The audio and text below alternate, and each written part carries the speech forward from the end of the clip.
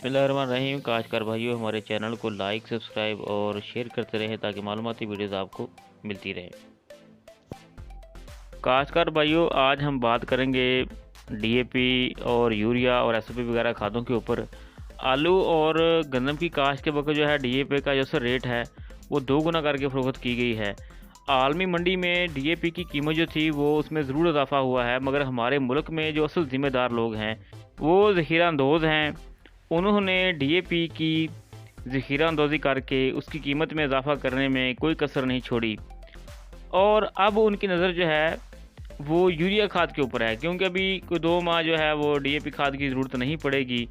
जिन किसानों ने वक्त पर गंदम वगैरह काश्त कर ली है तो अब उनकी नज़र जो है वो यूरिया खाद के ऊपर है। गंदम की फसल को अब यूरिया खाद की ज़रूरत होगी तो वो अब यूरिया खाद को स्टॉक करके मार्केट से गैप करेंगे, बल्कि अभी से गैप होना शुरू हो गई है। तो काश्तकार भाइयों, इसका एक आसान हल है, वो हम आपको बताते हैं। आप इस पर कोशिश करें कि अमल करें।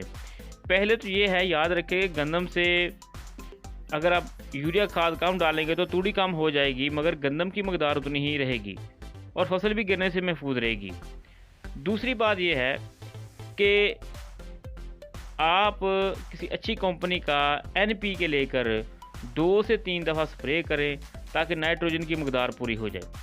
अगर आप एनपीके की स्प्रे नहीं करना चाहते तो फिर आप 1 एकड़ में 1.5 किलो के हिसाब से यूरिया की स्प्रे कर दें। इससे भी आपको जो फसल में नाइट्रोजन की कमी है वो पूरी हो जाएगी। उसके अलावा माइक्रो न्यूट्रिएंट्स वगैरह इस्तेमाल करें और यूरिया खाद को पानी या पानी से पहले छट्टे के बजाय गप छट के तरीके से इस्तेमाल करें। यानी आप 20 किलो के हिसाब से गारे में इसके ऊपर छट्टा डालें तो वो आपकी खाद भी ज़ाया नहीं होगी, क्योंकि हम अक्सर जो है वो खाद डालते वक्त भी अपना नुकसान कर लेते हैं। इसलिए काश्तकार भाइयों, आप कोशिश करें कि जितनी कम यूरिया हो सके वो डाल लें। इस माफिया का आप लोग इसी तरह से मुकाबला कर सकते हैं, क्योंकि अभी इसने यूरिया खाद को स्टॉक करना है, हमारे किसान को नुकसान पहुंचाना है। जिस तरह शुगर माफिया है, इसी तरह से दूसरे माफिया हैं। अब ये खाद माफिया जो है वो किसान को डायरेक्टली नुकसान पहुंचा रहा है।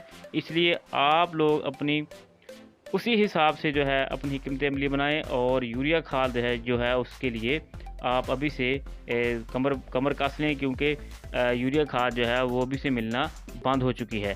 इसलिए आप कोशिश करें कि जो आपको चीज़ें बताई गई हैं उस लिहाज से आप जो है वो यूरिया खाद को इस्तेमाल करें और एहतियात बरतें। मार्केट में इस वक्त जो है डीएपी की कीमत 10,000 के करीब हो चुकी है और यूरिया खाद को इसीलिए स्टॉक किया जा रहा है ताकि वो महंगी हो सके और उसके बाद उसको सेल किया जाए।